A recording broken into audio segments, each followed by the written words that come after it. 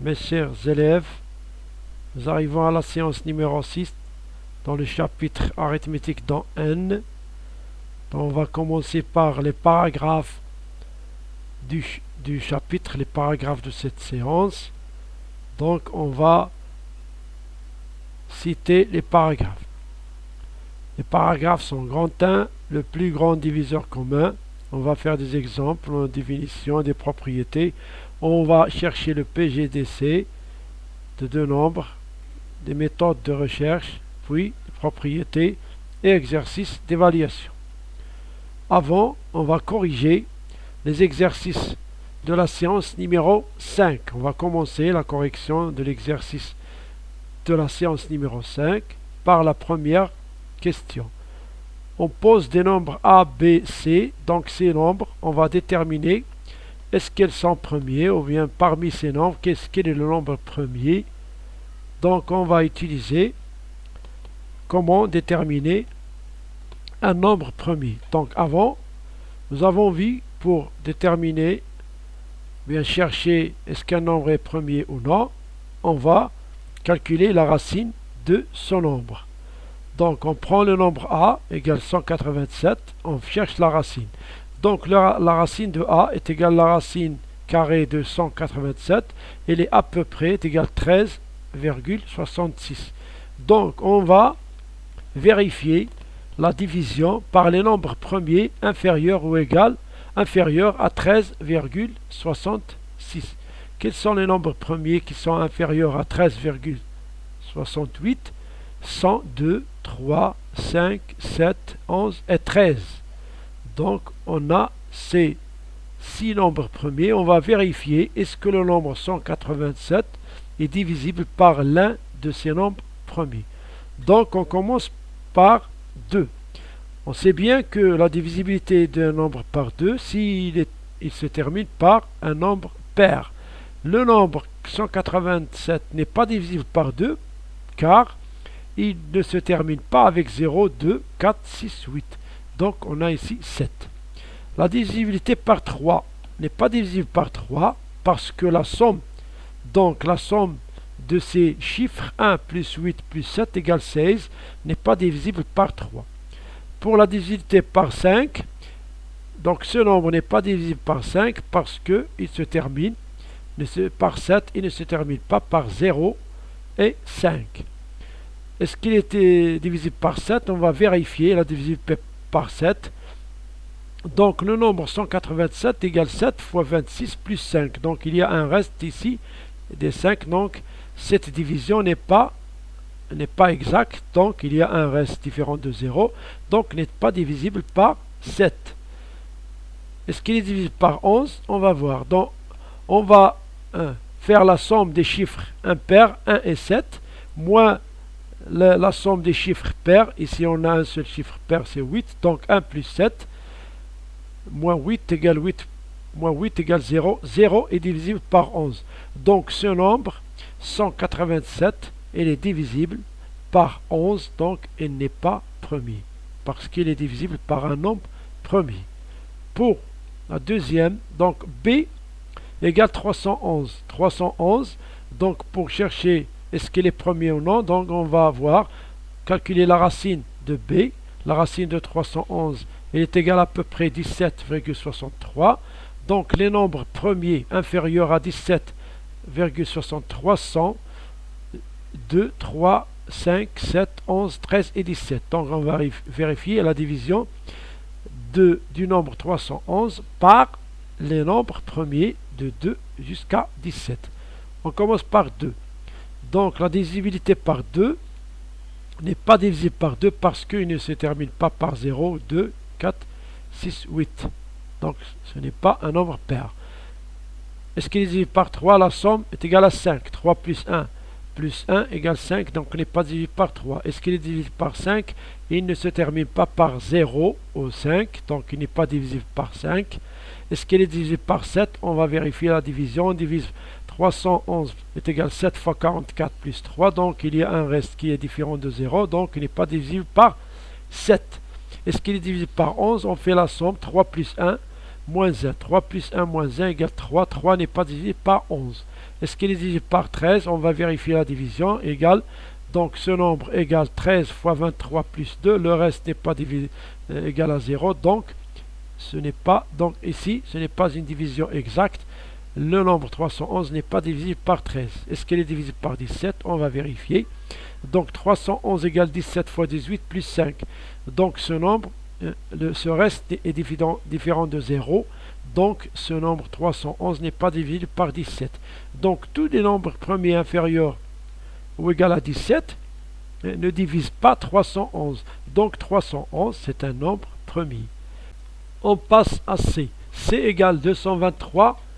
Donc on cherche la racine de C. La racine de C égale la racine de 223 est égale à peu près presque 14,93. Donc on va vérifier les nombres premiers inférieurs à 14,93, 100, 2, 3, 5, 7, 11, 13.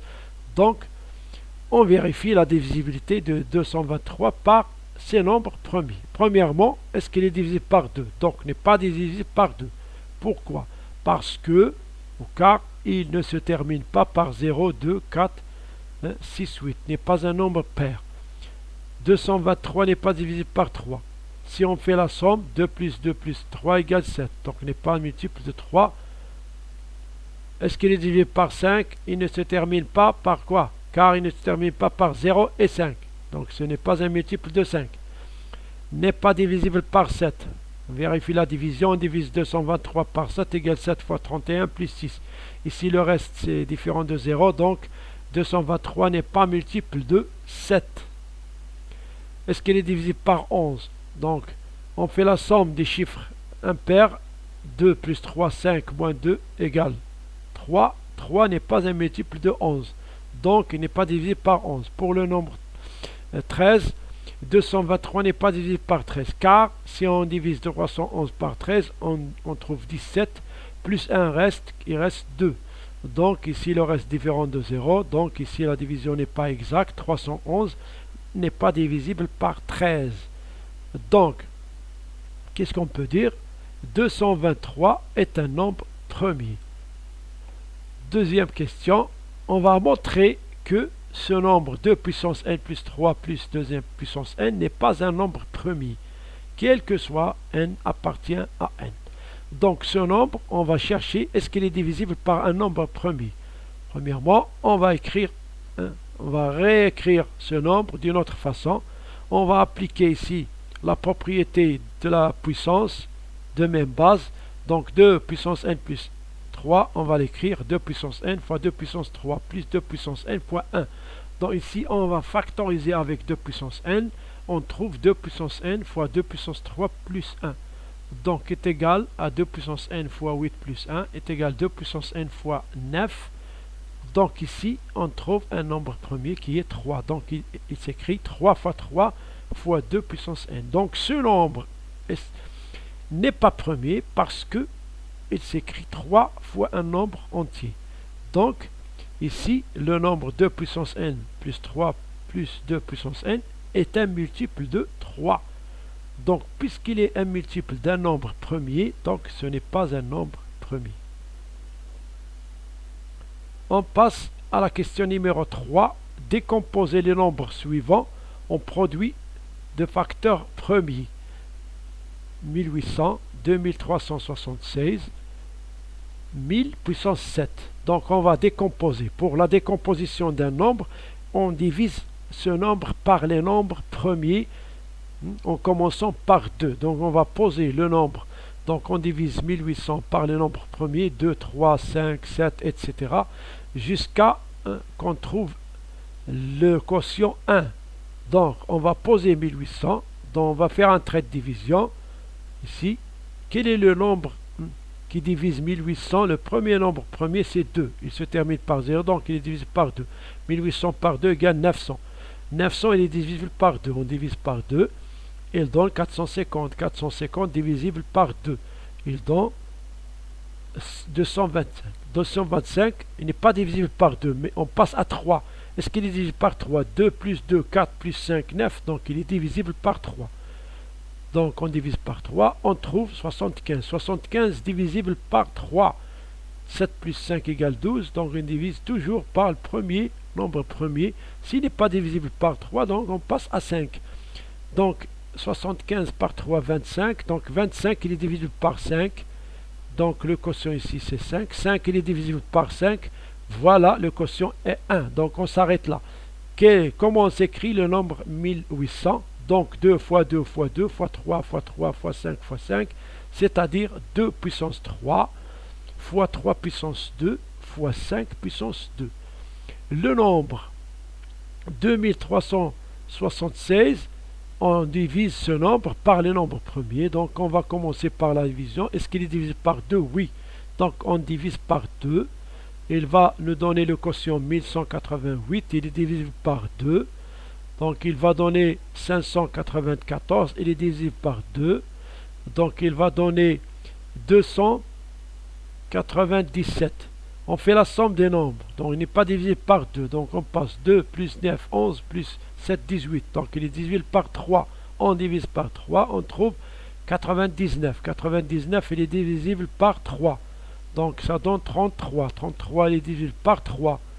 33 divisé par 3, 11. Quel est le nombre premier qui divise 11? C'est 11. Donc, ici le quotient 1, on s'arrête. Donc, le nombre 2376 s'écrit 2 fois 2 fois 2 fois 3 fois 3 fois 3 fois 11. Donc, on écrit sous forme de facteur premier 2 puissance 3 fois 3 puissance 3 fois 11 puissance 3. Donc, le nombre 1000, on va le diviser le nombre 1000. 1000 puissance 7, avant il faut diviser 1000 par les nombres premiers. Donc on va décomposer 1000, puis on va écrire 1000 puissance 7. Donc 1000 est divisé par 2. 500, il est divisible par 2. 250 divisible par 2, ça donne 125. 125, il est divisible par 5. Donc 1 plus 2, 3.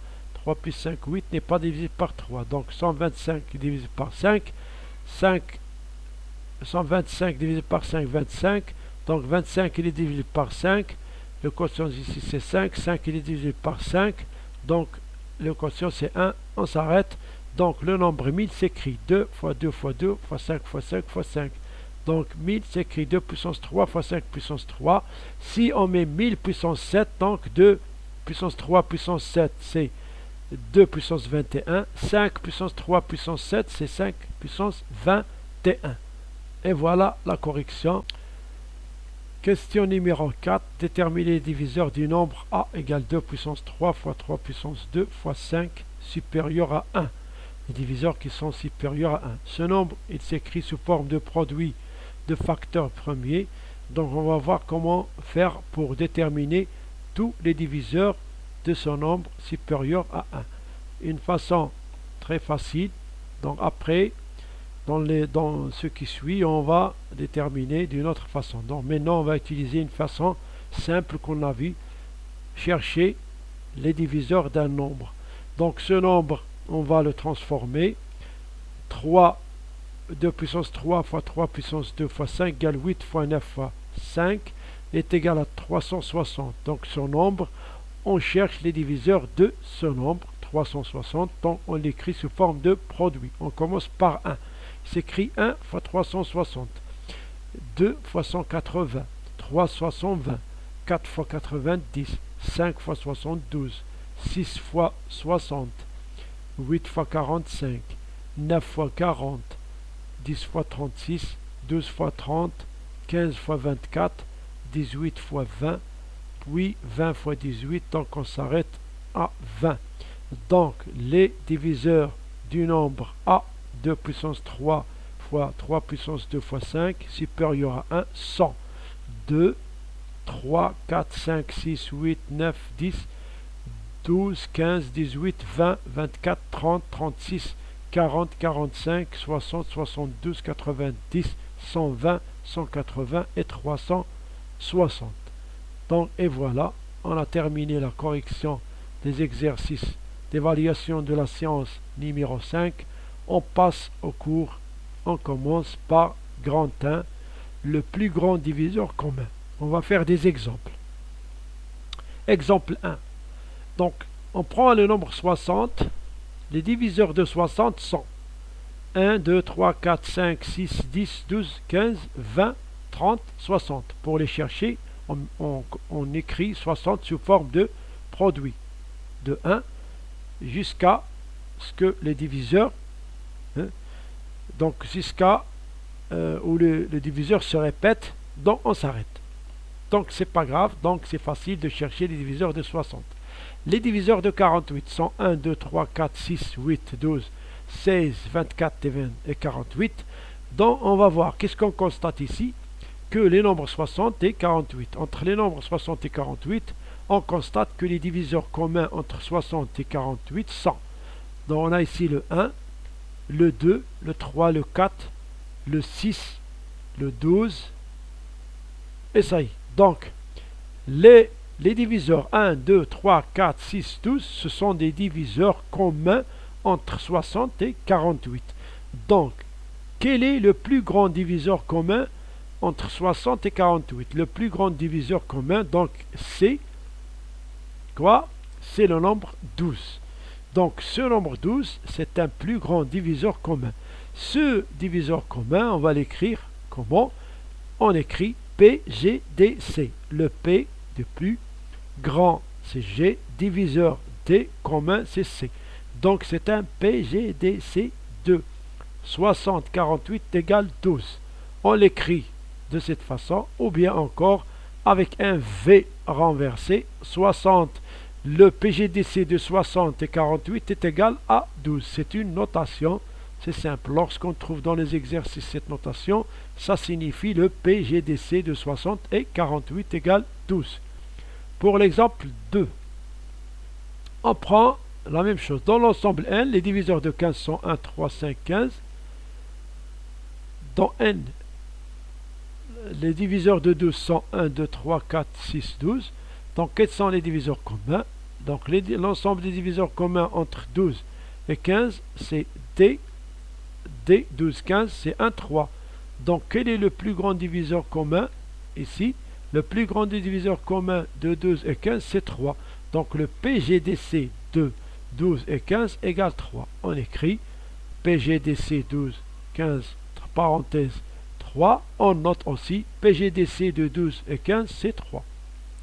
Pour une définition, qu'est-ce que c'est que le PGDC? Le PGDC, le plus grand diviseur commun de deux entiers naturels non nuls. Parfois, on écrit le PGCD, le plus grand commun diviseur. C'est la même chose. C'est un sigle. A et B est le plus grand diviseur commun à A et B, c'est-à-dire le plus grand entier naturel qui divise à la fois A et à la fois B. Notez PGDC. Le plus grand entier qui divise à la fois A et B est égal, donc celui-là, c'est une notation PGDC AB, ou bien A, V renversé B, c'est le PGDC entre A et B. On passe en petit 3, propriété. Bon, propriété, soit A et B, deux entiers non nuls. Donc le PGDC de A et A de même nombre est égal à A. Le plus grand diviseur commun entre A et A, c'est A. Donc PGDC, par exemple, de 24 et 24, c'est égal à 24. C'est une propriété générale. Pour le PGDC de A et 1 est égal à 1. Le plus grand diviseur commun entre un nombre quelconque A et 1 est égal à 1. Le PGDC de 15 et 1 est égal à 1. PGDC de AB est égal au PGDC de B et A. Soit on commence par A, soit on commence par B, c'est une notation, donc c'est la même chose. Donc ici, PGDC de A et B est égal à PGDC de B et A. Par exemple, PGDC de 16 et 18 est égal à PGDC de 18 et 16. Si B divise A, si B divise A, donc A est multiple de B, donc le PGDC entre A et B, c'est B. C'est le plus grand diviseur entre A et B est égal à B, si B divise A. Par exemple, le PGDC entre 5 et 20, donc est égal à 5. Pourquoi? Parce que 20 est multiple de 5, ou bien 5 divise 20. Le PGDC de A est de A plus 1. A et A plus 1 sont deux nombres consécutifs, donc il toujours est égal à 1. Le PGDC entre deux nombres consécutifs, il est égal à 1. Toujours est égal à 1. Par exemple, le PGDC entre 8 et 9, c'est 1. Entre 122 et 121 est 1. Parce que 121 et 122, ce sont deux nombres consécutifs. Donc, le PGDC si le PGDC entre A et B est égal à 1, dans ce cas, on dit que A et B sont des nombres premiers entre eux. Premiers entre eux. Ce ne sont pas des nombres premiers, mais premiers entre eux. Par exemple, le PGDC de 12 et 11 est égal à 1. Donc 12 et 11 sont deux nombres premiers entre eux. Le PGDC de 18 et 24 est égal à 6, donc il est différent de 1. Donc le nombre 18 et 24 ne sont pas premiers entre eux. Ils ont un diviseur commun différent de 1. Le plus grand diviseur commun est différent de 1, donc ils ne sont pas premiers entre eux. Deux nombres entiers non nuls sont dits premiers entre eux si le PGDC vaut 1. Leur PGDC vaut 1. Donc lorsque deux nombres ont un PGDC égal à 1, on dit qu'elles sont premiers entre eux. Donc deuxièmement, la recherche du PGDC. Comment chercher un PGDC entre deux nombres? Les méthodes. Premièrement, on calcule d'un PGDC par l'ensemble des diviseurs. Qu'est-ce qu'on fait? On cherche, par exemple, on va donner cet exemple numérique, le PGDC 72 et 96. Donc on va chercher les diviseurs de 72 et les diviseurs de 96. Puis on va faire les diviseurs communs. Donc on va chercher les diviseurs communs. 1, 2, 3, 4, 6, 8, 12. Le plus grand diviseur commun c'est 24. Donc le PGDC de 72 et 86 est égal à 24. C'est une méthode numéro 1. On cherche le PGDC par l'ensemble des diviseurs communs. Et on prend le plus grand diviseur commun. Deuxièmement, on calcule d'un PGDC par une soustraction successive. Une soustraction ou soustraire des nombres. Vous allez voir l'exemple numérique. Cette méthode est basée sur le fait que si D est un diviseur de deux entiers A et B, avec A plus grand que B, alors D est aussi un diviseur de A moins B. Donc, c'est-à-dire, lorsqu'on cherche un diviseur de A et B avec A plus grand que B, c'est-à-dire, ce diviseur D, et il est aussi le diviseur de A moins B. On remplace la recherche du PGDC de A et B par celle du PGDC de B et A moins B. Le processus s'arrête quand on obtient 0. Le PGDC est alors le dernier nombre non nul. On va faire un exemple numérique.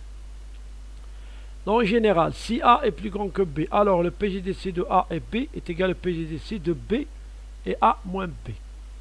Donc, on va faire une succession de soustractions. On prend un exemple. Calculons le PGDC de 120 et 96. Donc, on va faire le PGDC de 120 et 96 est égal au PGDC de 96 et 24. Pourquoi 24? Parce que 120 et moins 96 égale 24. Donc, si on cherche le PGDC entre A et B, c'est le même que le PGDC entre B et A moins B. Donc, 120 moins 96. La même chose. Donc, on va chercher le PGDC 96 et 24, c'est le PGDC de 72 et 24. Parce que 96 moins 24 égale 72. Et comme ça, c'est une soustraction, c'est une succession de soustractions. Est égal aussi à PGDC 48 et 24. Parce que 72 moins 24 égale 48. Donc est égal aussi à PGDC de 24 et 24. Donc ici, le PGDC de A et A égale A, donc est égal à 24. Donc qu'est-ce qu'on va constater? On va constater que le PGDC de 120 à 96 égale 24. On a fait une succession de soustraction, on a utilisé cette propriété et on trouve le PGDC. On s'arrête à la fin lorsqu'on a A et A. PGDC de 120 et 96 égale 24. Troisième, donc c'est un rappel. Avant de passer aux troisième méthode, on va un rappel. C'est une division. On va appliquer dans l'exemple qui suit la division. C'est une division, on dit c'est une division de 67 par 12. Le quotient égale 5, le reste égale 7. Donc 67 représente le dividende, 12 représente le diviseur, 5 représente le quotient et 7 représente le reste. Donc l'écriture de 67, comment il s'écrit? 12 fois 5 plus 7. Avec 7, il est inférieur à 12. 7, c'est le reste. Donc c'est une écriture qu'on fait dans la division. On appelle la division euclidienne. Donc quel que soit le nombre A et B, avec B non nul, pour diviser avec B, il faut qu'il soit non nul. Il existe un couple unique, Q et R. Q c'est le quotient et R c'est le reste. Tel que A égale B fois Q plus R et R inférieur à B. Cette écriture, donc c'est une écriture qu'on appelle la division euclidienne. L'expression A égale BQ plus R avec R inférieur à B s'appelle la formule de la division euclidienne, avec Q le quotient euclidien de A et B et R le reste dans la division euclidienne de A par B. Cette division va nous servir pour déterminer le PGDC de deux nombres. Donc propriété, soit A égale B fois Q plus R et R inférieur à B. Si R égale 0, qu'est-ce qu'on dit? A égale B fois Q, donc on dit que B divise A. Dans ce cas, le PGDC de A et B égale B. Égale B. Si B divise A, donc le PGDC de A et B égale B.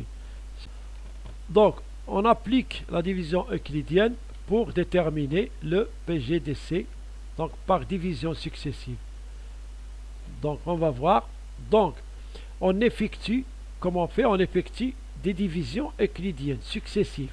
Qu'est-ce qu'on va diviser? On va diviser un nombre A par un nombre B. Les deux nombres pour chercher leur PGDC.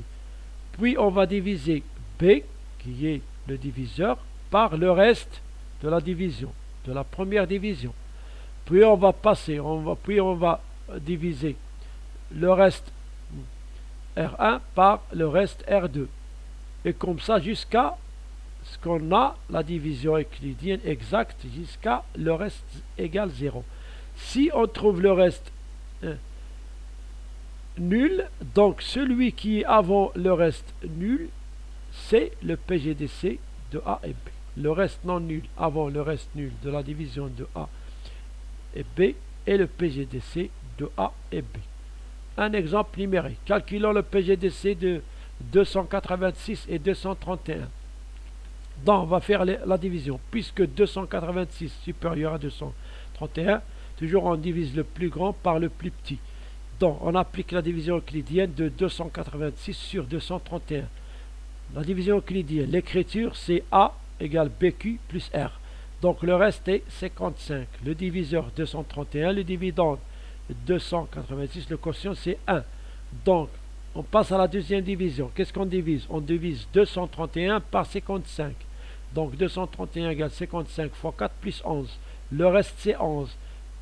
55, c'était un reste R1. Donc R1 par R2. R1 c'est 55. Donc on va diviser 55 par le reste 11. On va trouver le reste 0. Donc 55 égale 11 fois 5. Donc on va appliquer cette division ici. le dividende 286, le diviseur 231, le reste, premier reste 55. Puis on va passer 231 divisé par 55, il va rester 11. Donc on va diviser 55 par 11, on va trouver 0. Donc le reste qui est avant le 0, c'est 11. Donc qu'est-ce qu'on constate? Que le PGDC de 286 et 231 égale 11. Donc c'est une division successive euclidienne pour arriver au PGDC. Donc cette méthode s'appelle l'algorithme d'Euclide. Donc c'est l'algorithme d'Euclide. Qu'est-ce qu'il signifie? C'est une division successive pour trouver le PGDC de deux nombres. Donc on déduit que le PGDC de 286 et 231 est égal au PGDC de 231 55 est égal au PGDC de 55 et 11, puisque 11 divise 155, donc est égal à 11. Donc voilà le PGDC. Donc, conclusion. Si A égale BQ plus R avec R inférieur à B, alors toujours le PGDC de A et B est égal au PGDC de B et le reste. Si ici on a un R1, donc on va continuer, est égal au PGDC de R1 et R2, égal le PGDC de R2 et R3. On s'arrête quand? On s'arrête lorsque le reste est égal à 0. Donc le nombre, le reste qui est non nul avant 0, c'est le PGDC. Quatrièmement, on a vu trois méthodes. La quatrième méthode, c'est la décomposition en facteurs premiers. Donc, regardez bien, dans cette méthode, on décompose les nombres en produits de facteurs premiers. Par exemple, calculer le PGDC de 490 et 252, donc on va décomposer. Décomposer en nombre, un nombre en facteur premier, faire la division. On va diviser par 2, donc ça donne 245. 245, 2 plus 4, 6 plus 5, 11, donc il est divisible par 5, il n'est pas divisible par 3. Il va donner 49, il est divisible par 7.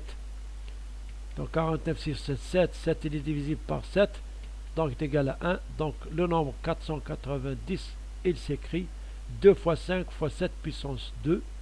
Voilà l'écriture en facteur premier. Le nombre 252, on va le décomposer, on divise par 2, est égal à 126 par 2 est égal à 63 par 3. Il n'est pas divisible par 2, il est divisible par 3, c'est 21. 21 est divisible par 3 est égal à 7. 7 il est divisible par 7 est égal à 1. Donc l'écriture de 252 est égale 2 puissance 2 fois 3 puissance 2 fois 7. Donc on va utiliser ces décompositions en facteurs premiers. Quels sont les facteurs communs? Donc on va prendre les facteurs communs. Quels sont les facteurs communs? On a 2 et 7. Donc on va prendre les facteurs 2 et 7. Donc ces facteurs sont les facteurs qui sont élevés à un petit exposant. Ici on a 7 puissance 2, on va prendre 7 puissance 1.